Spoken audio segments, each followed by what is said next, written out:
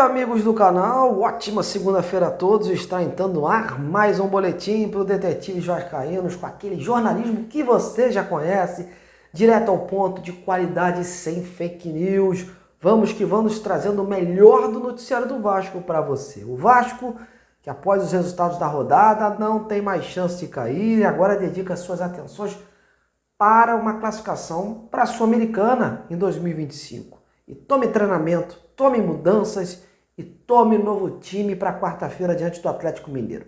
Pelo menos esse é o cenário que vai se desenhando e eu vou contar tudinho já já. Assim como vamos também abordar toda a novela de aquisição da SAF Vascaína. Olha, hoje rolaram novos ingredientes com o tal magnata grego que abriu o bico a uma emissora inglesa afirmando que negocia a compra do Vasco. Será? Por outro lado, novos investidores vêm à tona. E o que o Vasco pensa disso? Já já te dou um panorama geral sobre as informações que tomaram conta do noticiário Cruz Maltino no dia de hoje. Então, antes da gente prosseguir, já larga o dedo no like, compartilhe, mostre que você gosta do meu trabalho e vire um inscrito do canal. Vem comigo nessa. Bom, não tem como deixar de começar o nosso boletim de hoje, gente, com o assunto que mais repercutiu entre os vascaínos: a intenção do bilionário grego, o Evangelos Marinakis, nome esquisito, dono do Olympiacos da Grécia, do Nottingham Forest, da Inglaterra, e do Rio Ave de Portugal. Ele confirmou a uma emissora, a Sky Sports, em entrevista, que negocia a compra do Vasco.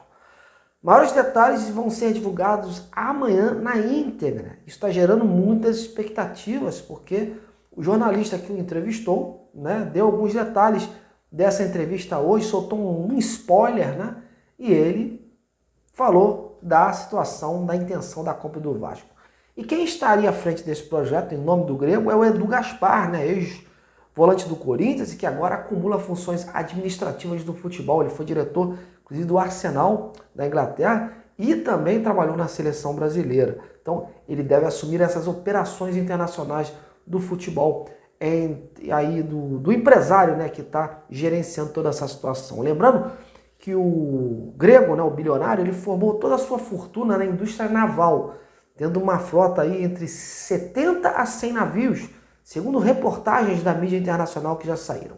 E ao entrar no futebol, comprou o Olympiacos da Grécia, como já falei, em 2010. O clube recentemente ganhou a Europa League, e depois disso, em 2017, ele adquiriu o Nottingham Forest. E em 2022, esta equipe aí conseguiu a promoção para a Premier League e atualmente é o sexto colocado na tabela dessa competição.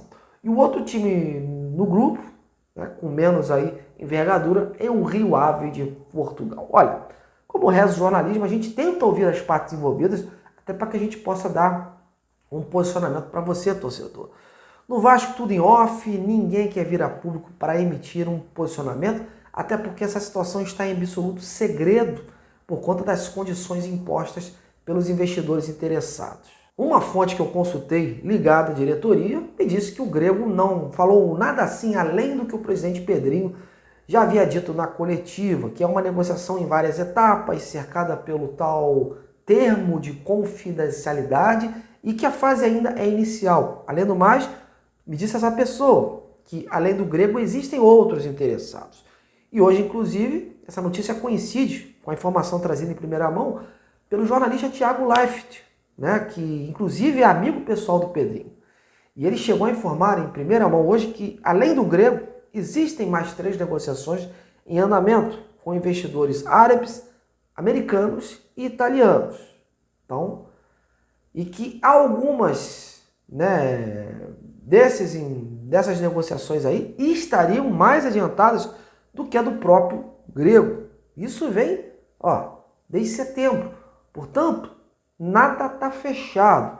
A princípio não tem nenhuma preferência por A ou B. O Vasco está sendo muito cauteloso no negócio, até por causa daquele trauma que aconteceu após a escolha da 777, que acabou ali com os sonhos de um futuro melhor aí, gerenciado por essa empresa americana. E além do mais, o Pedrinho quer uma empresa, um investidor que torne o futebol do clube competitivo e tudo estabelecido em contrato, né, amarradinho, para que não ganhe aí problemas mais tarde. Além do mais, há um complicador nessa história que dá a entender que o processo dessa escolha possa demorar até mais do que o previsto. Há uma briga jurídica, né, pessoal? Hoje são 3 partes da mesa: o Vasco, o futuro investidor e a ACAP, que ocupa hoje o lugar da 777 e que já sinalizou que não tem interesse em gerir o futebol, ele tem interesse até de vender a sua parte. Só que eles estão enfrentando uma briga também nos tribunais com a Land Hall, outra seguradora lá americana, e com isso está havendo esse impedimento aí do negócio prosseguir. Então há muitas partes, né, muitos advogados reunidos, o que torna o processo da venda mais moroso. Não era nada, não vai ser assim, meus amigos, nada da noite para o dia, né? O torcedor do Vasco precisa ter mais calma e não se iludir, porque essas coisas aí vão acontecer naturalmente. Claro que o torcedor quer urgência, ninguém aguenta mais essa situação, né? Mas até hoje eu vi, né, essa onda grega que se formou nas redes sociais, e isso é até um ponto a favor do grego, né, que fica em evidência e com a torcida ao seu lado. Mas no Vasco, o assunto não é tratado assim com toda essa euforia. Há muito caminho ainda a ser percorrido e outros interessados que seguem aí em silêncio, né, papeando com o Vasco. Ao contrário do grego, que já se manifestou, né, não se sabe até se isso seria uma tática, né, ou se realmente tem algo caminhando nos bastidores e o Vasco não quer abrir o jogo. Veremos nos próximos passos, mas é um assunto realmente que interessa a todo vascaíno, que não vê a hora, né, do clube aí retomar o protagonismo do futebol, porque ninguém mais aguenta esta situação, né? O futebol atravessa uma fase terrível e está na hora aí de chegar um investidor sério que possa estar presente no dia a dia do clube e visando aí realmente vestir a camisa Cruz Maltina de corpo e alma, né, para encorpar ainda mais esse elenco, ajudar na reconstrução desse clube. E você, como viu essa história do bilionário grego, hein? Tá confiante ou acha que foi alguma jogada? E os demais investidores? Como está o seu nível de expectativa? Então comente aí embaixo e participe. Virando a página, já que estamos falando de grana, mais grana à vista, entrando nos cofres do Vasco, viu? Hoje o clube informou que o Cincinnati dos Estados Unidos oficializou a opção de compra prevista em contrato da opção de empréstimo do atacante Luca Orediano, transferido para lá em fevereiro, né? O Vasco vai receber cerca de 3 milhões de dólares por 70% dos direitos econômicos do argentino. E uma parte desse dinheiro o Vasco vai ter que reembolsar, né? Colocar nos cofres do Vélez Sarsfield da Argentina, já que havia um acordo de repasse de uma certa quantia no ato da venda, né? Já que o Vélez era o antigo clube do jogador.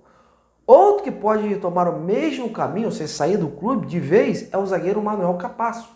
As últimas informações que chegam da mídia estrangeira de que o Olímpia do Paraguai quer a continuidade do Capasso por lá e está analisando aí a compra de 50% do passe do argentino. É o Vasco se desfazendo aí das apostas da famigerada 777. Bom, agora vamos falar do time do interino Felipe. Mesmo caindo na tabela, o Vasco conseguiu se garantir na Série A de 2025 e não tem mais risco nenhum de cair esse ano. Os resultados da última rodada ajudaram, né, o Vasco nesse sentido. E cá para nós, né, meus amigos, é uma vergonha comemorar isso, né? Não pode ser um prêmio. E eu vi gente comemorando isso nas redes sociais. Não pode, galera. Isso é sinal de apequenamento do Vasco. O Vasco é muito grande, tem que pensar em coisas maiores, mesmo passando por essa fase. Não pode ficar se contentando com pouco. Sei que há um temor, o histórico negativo, a herança, né? Isso leva o torcedor a isso. Mas a gente precisa ser mais forte que esses rótulos aí. E com isso, agora o Vasco joga sem esse medo de cair e pode se dedicar à vaga na Sul-Americana para 2025. Só depende dele. Só que se o time continuar assim, sei não, viu? Apesar que na última rodada pega o Cuiabá lá fora já rebaixado. Mas vocês viram o que aconteceu aqui contra um time já rebaixado. E na quarta-feira pega o Atlético Mineiro, que emocionalmente deve estar bem abalado com a perda da Libertadores. Então o cenário está favorável. Basta os jogadores se organizarem e se dedicarem. E o Felipe tem tentado nos bastidores mexer com os brilhos da equipe. E como o time não jogou absolutamente nada contra o Atlético Goianiense, é bem provável aí que novas mudanças aconteçam. Mais adiante, a dúvida é se Payet, que entrou bem no último jogo, pode abocanhar a vaga do Coutinho, ou até mesmo ambos jogarem juntos. E mais na frente, mais dúvidas, né? O Ryan volta e o Alex Teixeira, que conseguiu aí fazer o gol do empate contra o Atlético Goianiense e mudou o panorama daquela partida. E o Maximus Domingues pode também ganhar uma vaga? A alegria que foi lançado pelo Felipe como titular retorna ao banco? Olha, são opções viáveis de acontecer e certamente, como eu informei ontem, o Felipe está ensaiando aí as mudanças e amanhã, no último treino contra o Galo, a gente já deve ter aí as confirmações em termos de uma nova formação para quarta-feira.